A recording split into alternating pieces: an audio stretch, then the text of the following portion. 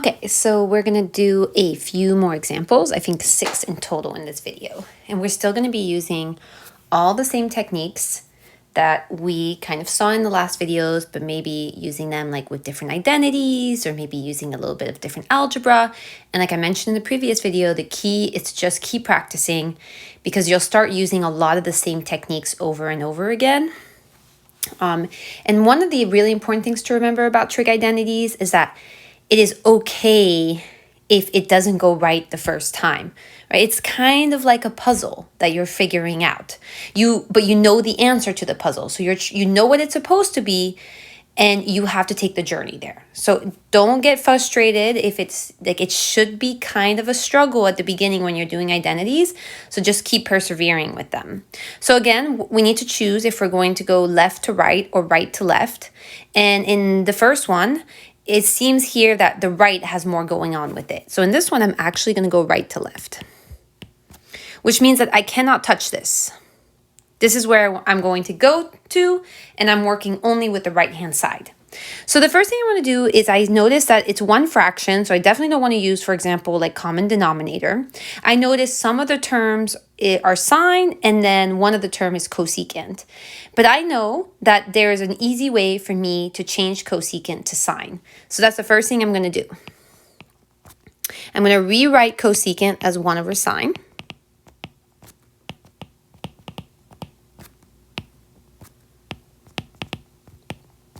And I'm doing this because of the reciprocal identities.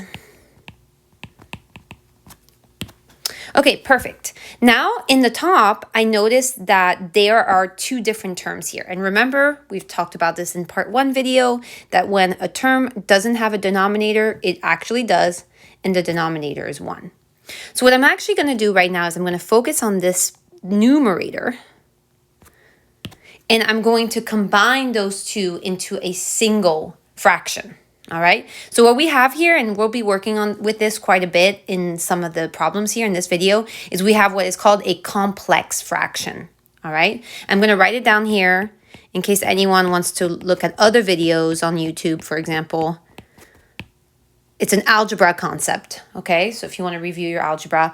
And the complex fractions are just fractions inside fractions. So I'm going to work with the top here and make a common denominator. And the way that I'm going to do that is if I take a look here, this is sine and this is 1. So the common denominator is sine times 1, which is just 1. So I'm going to multiply the second term by sine over sine. And that will create the common denominator of sine. So in the numerator, so I have here, this doesn't change. I'm only working with the top. So I'm going to have 1 over sine theta minus, well, sine times sine is sine squared. Remember to be careful where you're putting that squared, over sine theta. And now I did a common denominator. So again, this bottom part here doesn't change. And now the top becomes 1 minus sine squared theta over my common denominator of sine. All right. So this was my common denominator right here. So I could make it into 1. And how I did that was using a common denominator. Okay, step 3. The whole purpose of creating a single fraction in the numerator is to then be able to do what we did actually in the part 1 when we were simplifying at the very beginning, which is that when you have a single fraction over another single fraction, you can multiply by the reciprocal instead of dividing. So remember here, I'm going to move this over just a little bit. Oops, didn't want to take this one with me, but it's fine. We'll rewrite it. Remember that again, there's a 1 here.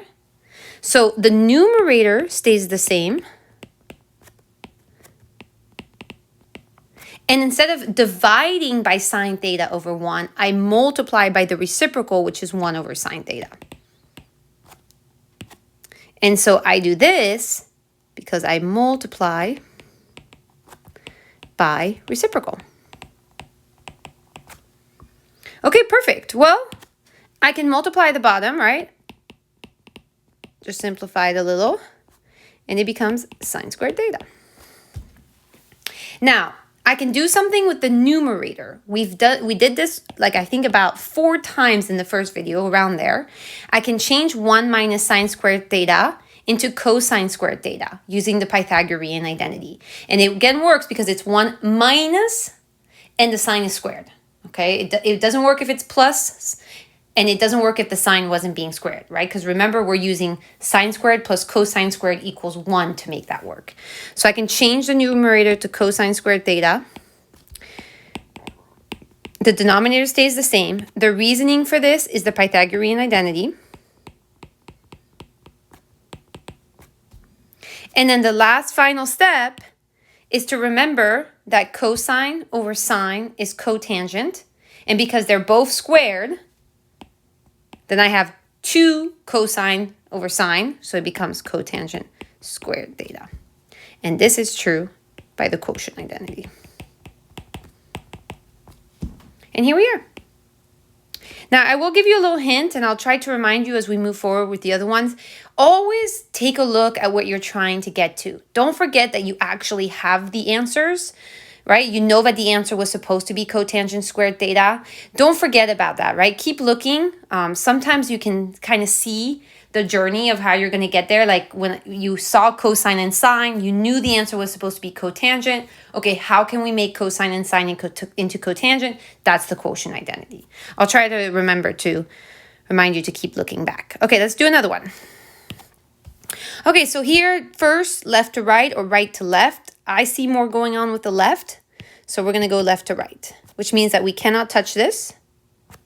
And we're only going to work with the left-hand side. Okay, so again, what I see, very similar to actually how we started this little guy right here, which is that I see some of them being in sine and cosine and some of them not. I have a tangent, also a tangent and a cotangent, but I know that I can change tangent and cotangent into sine and cosine.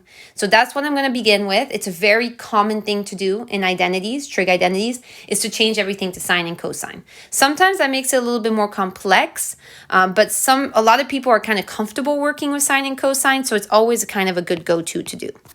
So that means that this one stays the same because it's already in sine.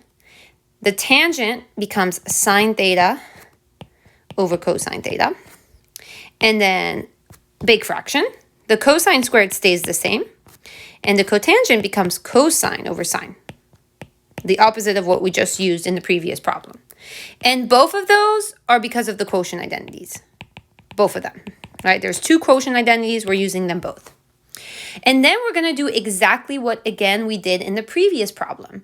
We are going to take care, this is, again, a complex fraction because there are fractions inside fractions. And so what we're going to do is we're going to look at the numerator. So this part right here, I'm going to try to, and we're going to make this into a single fraction. And we're going to look at the denominator, and we're going to make this into a single fraction. And how we're going to do that is by using a common denominator. So once again, if it helps you, remember that this is over 1, and then this is over 1. So if I'm looking at the pink, if I'm looking in the numerator part, in the pink part, the common denominator is going to be 1 in cosine, and 1 times cosine is cosine. So to make a common denominator, I need to multiply the first term by cosine over cosine.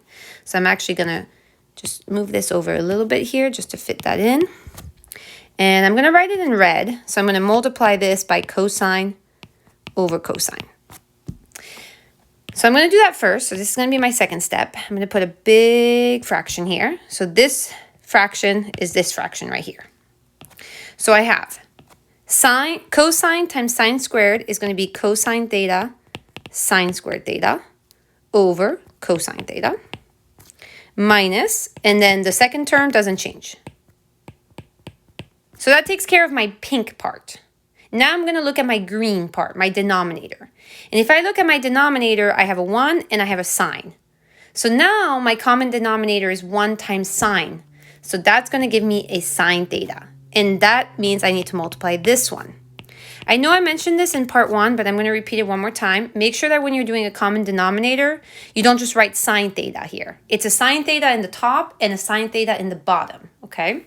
So when I multiply this, I'm going to have sine theta cosine squared theta over sine theta minus cosine theta sine theta. And again, I'm doing this because I am doing common denominators. But I'm not done right here. The whole purpose of doing a common denominator, I still have a little bit to go. Let me actually, okay, I'm going to come over here, is to actually combine the denominator together, right? So I'm going to have my big fraction here. So in the top, I'm going to have cosine theta sine squared theta minus sine theta all over cosine theta. So that's from this common denominator, and then I just have the numerator part together with the minus because it's a minus in between. And then I do the denominator part, so it's sine theta cosine squared theta minus cosine theta all over sine theta. And now this time, this was my common denominator. And now, again, the whole purpose of doing that, remember, we already did it here. It was step 3, is like once you have a single fraction in the top and a single fraction in the bottom, you can multiply by the reciprocal instead. So we had already done it right here. So we're going to bring this little guy up. And we're going to multiply instead, okay? So that was still the common denominator. So now we're in step 3. So we're going to have the numerator stays the same.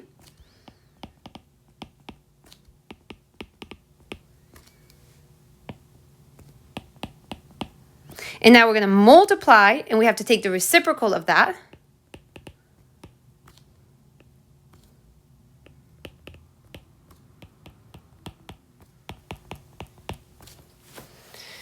Okay, and again, what are we trying to get to? We're trying to get to tangent squared, right? So we got a long ways to go here because I'm still not seeing it, and it's normal if you aren't either.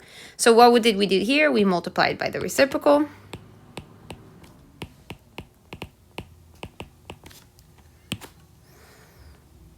Okay, so if we're going to multiply this, let's take a look just at the top for a second. Again, I'm going to use this, the pink. Focus on this pink part, okay? Now, what I notice here is that I'm going to have cosine theta sine squared theta minus sine theta times another sine theta. But what I notice is that actually I can factor the top even more. Because if I take a look at this term right here, and I take a look at this term right here that's separated by a minus, I realize that they both have a sign in them. The first term has 2 signs, and the second term has 1 sign. So what they have in common is only 1 sign. They don't share a cosine in common because only the first term has a cosine. So they only share a sign in common. So what I'm going to do is I'm actually going to factor out a sign. So I'm going to have a sine theta. The first term, I'm going to have cosine theta sine theta minus 1. Because remember, when you take out a sign from sine, you're not left with 0. You're left with a 1. And then I have an extra sign. From where? From this little guy right here, right? So that's this sign. And then I can do the exact same thing with the denominator. So if I take a look at this, and I take a look at these 2 terms at the end here, now it's not that they share a sign in common, they share a cosine in common. So I'm going to have a cosine from the first term right here. And then I'm going to have another cosine. Oops, I don't want to put another cosine that I'm factoring out. And then I'm going to be left with sine theta, cosine theta minus 1. Okay, and I can multiply this, simplify it a little bit because I can multiply these 2 signs that are together. That's going to give me sine squared theta times cosine theta sine theta minus 1 over, I can multiply the cosines together, and then sine theta cosine theta minus 1. Now, all of this, right, was factoring. So I should actually here put a step 4, and here we factored. And we factored the GCF, okay? Now, the next step here, and this is, right, you would have to be careful with your algebra here, is we want to take a look at these 2 little guys right here. This one and this one. Now, you need to remember that when you multiply something, like for example, when you have 3 times 4, this is the same thing as 4 times 3. Okay, it works when you are multiplying. You can switch the order and it's still the same.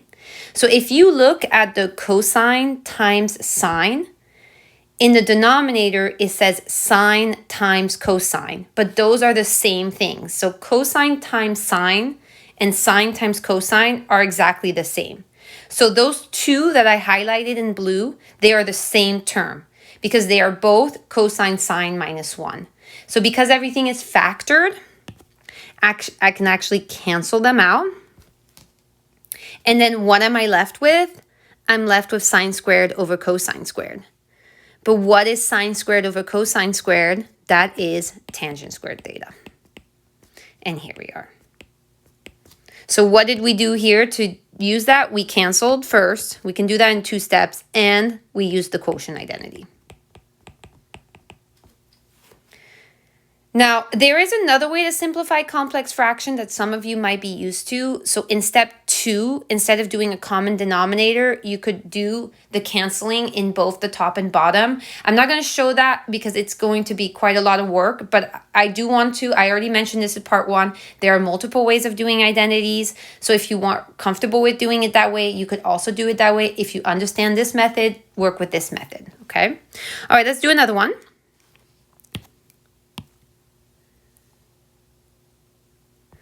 Okay, so we have secant x plus tangent x times sine of negative x equals cosine x. So again, for me, pretty easy to see here, hopefully for you too, that there's way more going on in the left than there is in the right. So I'm going to go left to right, which means that I'm not going to touch this.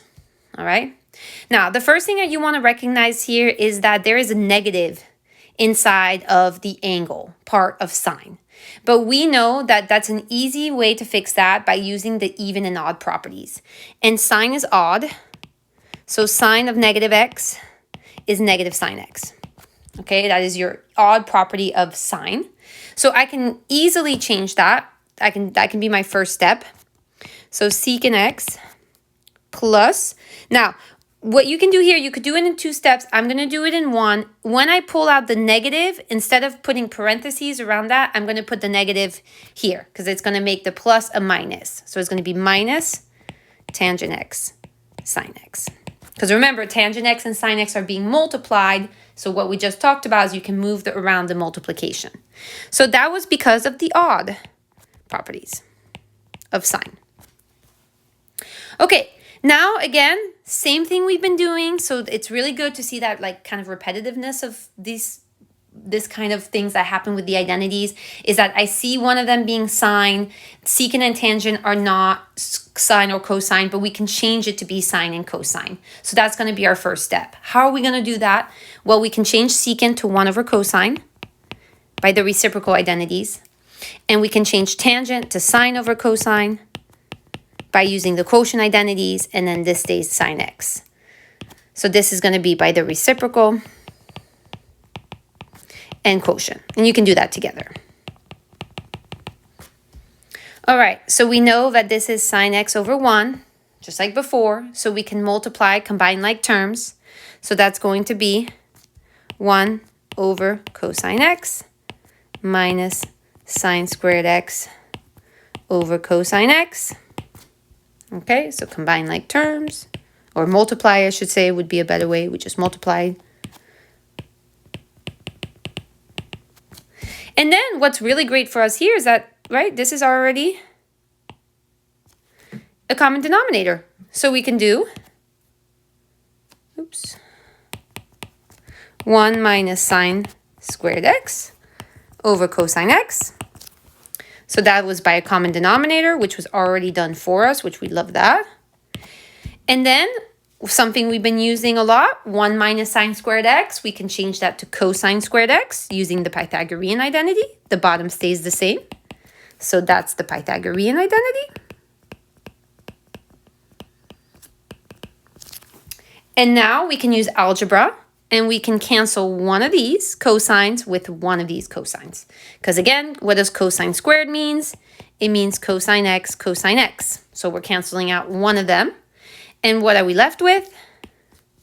You can put equal symbols if that helps you. We're left with a cosine x. And there we go, we're done. And all we did there to make that happen was to cancel. So I would say that would be like, you can kind of see like the different levels. I would definitely say that the one we did above was much more complex than the one we just did here. But it also depends on like what you're comfortable, which identities you might be comfortable with, what algebra you're comfortable with. So everyone might feel a little bit differently with that. Okay, let's do a few more. All right, so we have secant squared. So in the left-hand side, they're being multiplied. And in the right-hand side, they're being added. So if you see here, they kind of look very similar. Like, what are you going to work with? You're going to work with the left, you're going to work with the right. So here I'm actually going to give you a hint. Sometimes it's easier to work with things that are being added and subtracted than things that are being multiplied. Not always, but when they're like very similar like this. So I'm actually going to go right to left here. And again, how would I know that, right? Because I've done so many identities, so it does kind of like a pattern that I've recognized. So what I'm going to do here, right, is I can't touch this now. This is what I'm going to try to get to. I can only work with the right. So step one. Okay, what have we been doing? We have been changing everything to sine and cosine. Let's keep doing that. So I'm going to change secant squared to 1 over cosine squared. And I'm going to change cosecant to 1 over sine squared. And how did I do that? Using the reciprocal identities. All right. And then, all right, they're being added. They're both fractions. So how can we combine them? We can do a common denominator.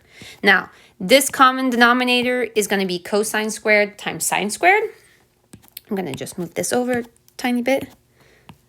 So I'm going to multiply the left part by sine squared over sine squared, and I'm going to multiply the right by cosine squared over cosine squared. All right. So then, and again, don't just write cosine squared and don't just write sine squared. It needs to be the top and the bottom. Don't forget to write both. Math is always in the details. So the first one is going to be sine squared times 1, which is just sine squared, oops, over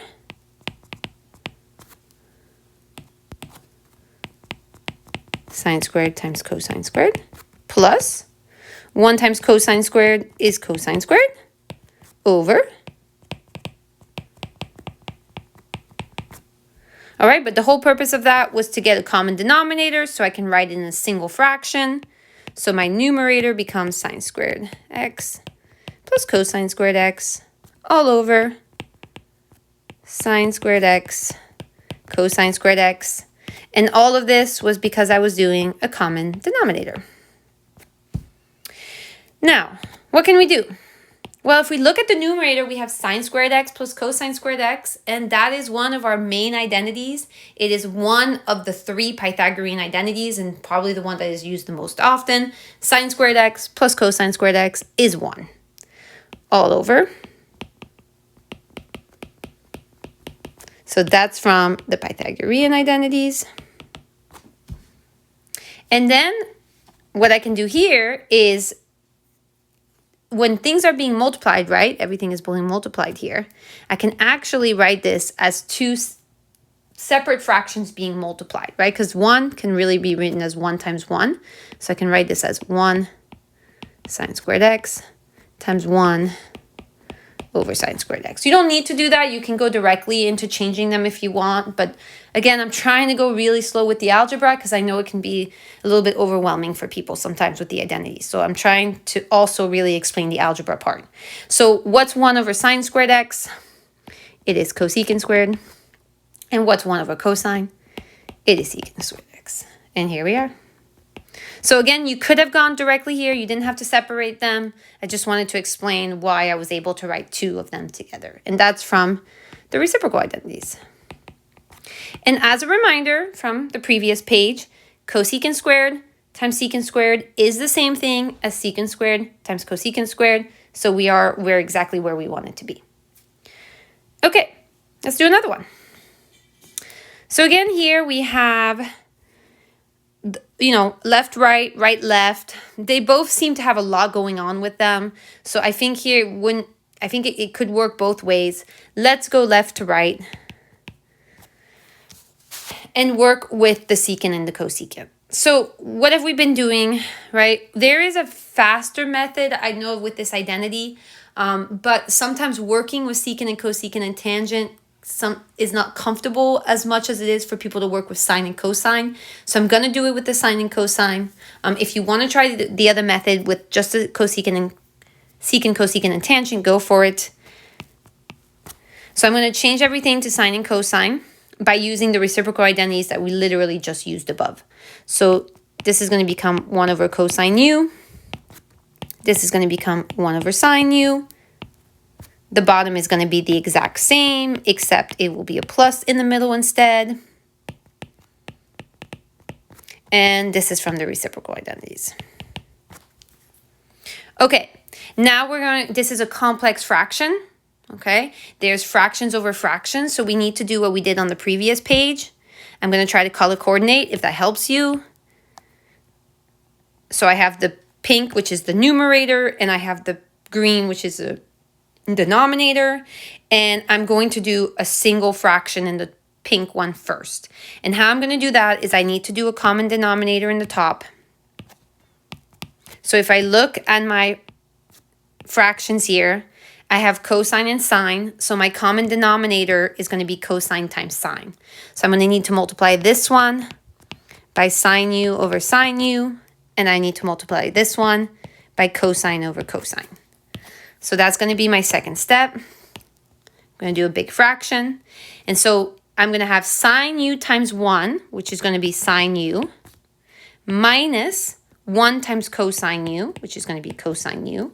And then my common denominator is sine u cosine u.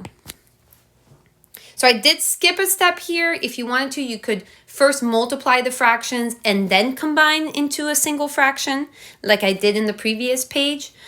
Or you can do it here. I am okay with you combining the denominator together, right, at once. And now we need to do the same thing with the green, the bottom.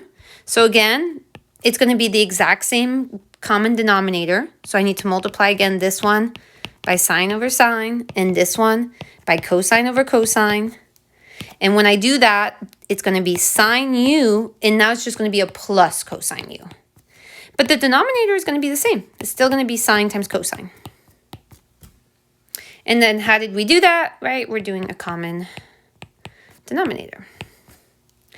But what was the whole purpose of this? The whole purpose was exactly why we did it on the previous page as well, is because once you have a single fraction in the top and a single fraction in the denominator, you can multiply by the reciprocal. So I'm going to have the pink, it doesn't change, so it's going to be sine u minus cosine u over sine u times cosine u, and then I'm going to multiply this green part by the reciprocal, which means I need to switch it, flip it would be the right way to say that. Sine u cosine u over sine u plus cosine u.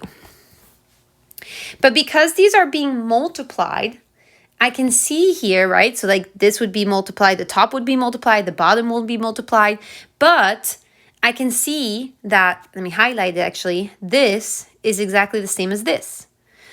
And one of them is at the top and one of them is in the bottom, so you can cancel them. So let's write this. So we multiply by reciprocal. Oh my God, really? This word right now.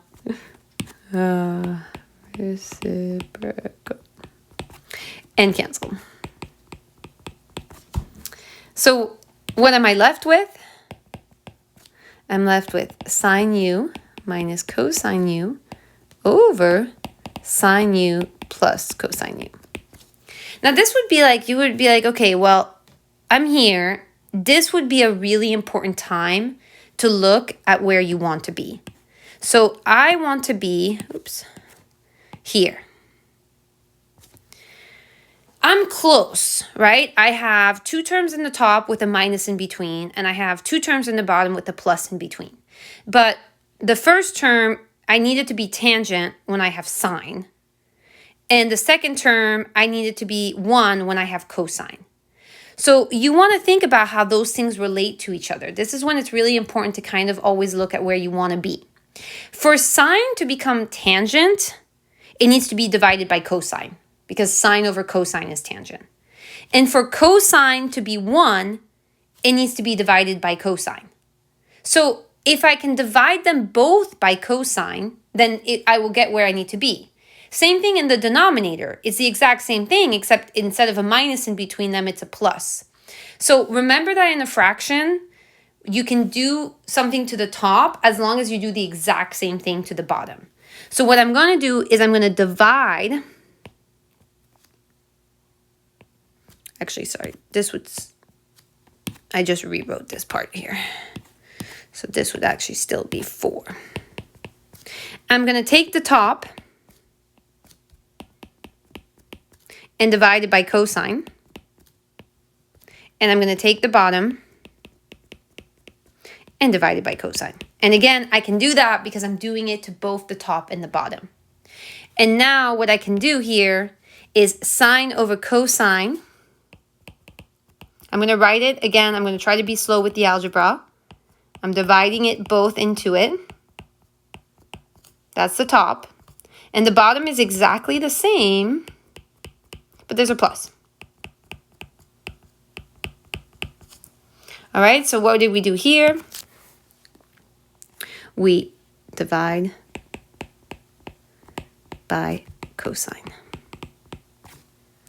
And now our last step is just to simplify all of that, where sine over cosine is tangent because of the quotient identities, and cosine over cosine is 1 because of algebra, right? Just they cancel each other out. And same thing at the bottom, but a plus here. And now we're done. And what was our reasoning for that?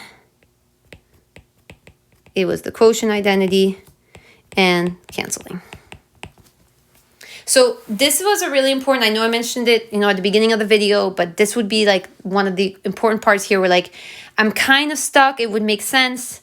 Not sure where to go. Look at where you want to be. See how they match to what you have and what the final answer needs to be. All right, let's do one more.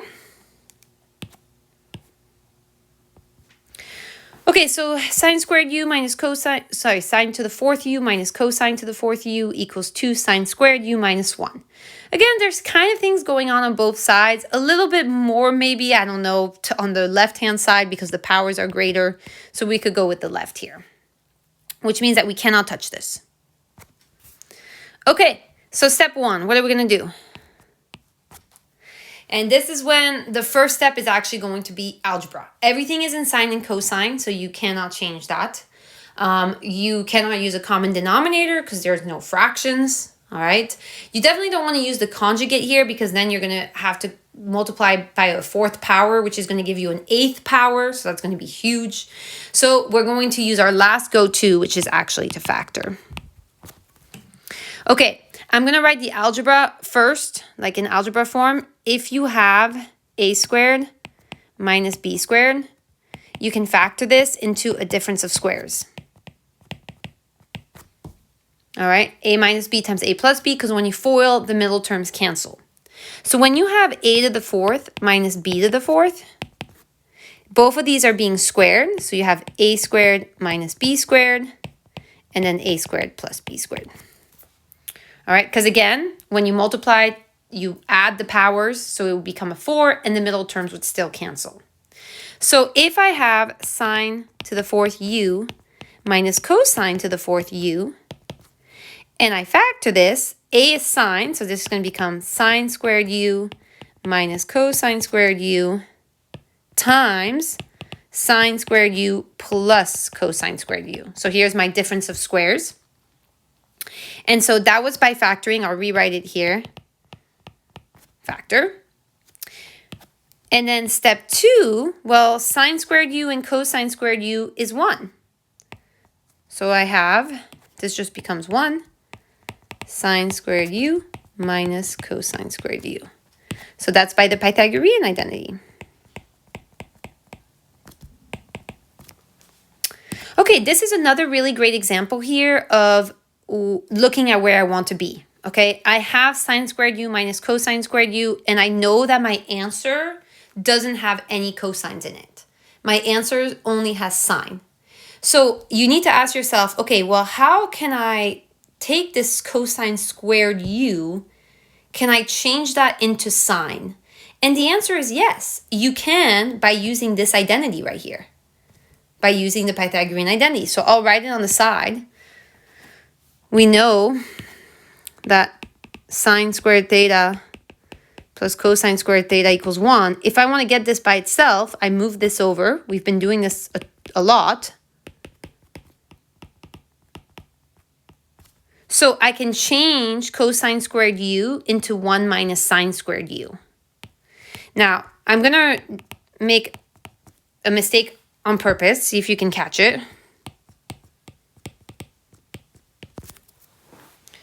So I'm changing cosine squared u into 1 minus sine squared u. There is an error here that I wrote just for you to be super aware. And that error, maybe you're thinking about it already, is that there needs to be parentheses here, right? Because you are minusing that entire thing.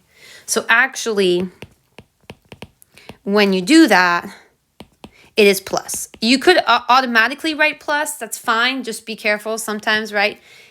Anytime you skip steps, you're more likely to make mistakes. So what is the reasoning for this? Well, it's again the Pythagorean identity. We just used it in a different way. And then what I can do is that these are like terms. They're both sine squared u. So I have one sine squared u and another sine squared u. So that becomes 2 sine squared u. That's exactly where we want it to be. And that was just literally combined like terms. That was just algebra that we did there. All right, so here's another 6 examples. Hopefully I went slow enough with the algebra a little bit. I know for some people, your algebra is like you see it already, you're super comfortable, so the algebra might feel a little slow, but I'd rather go slower with the algebra than too fast.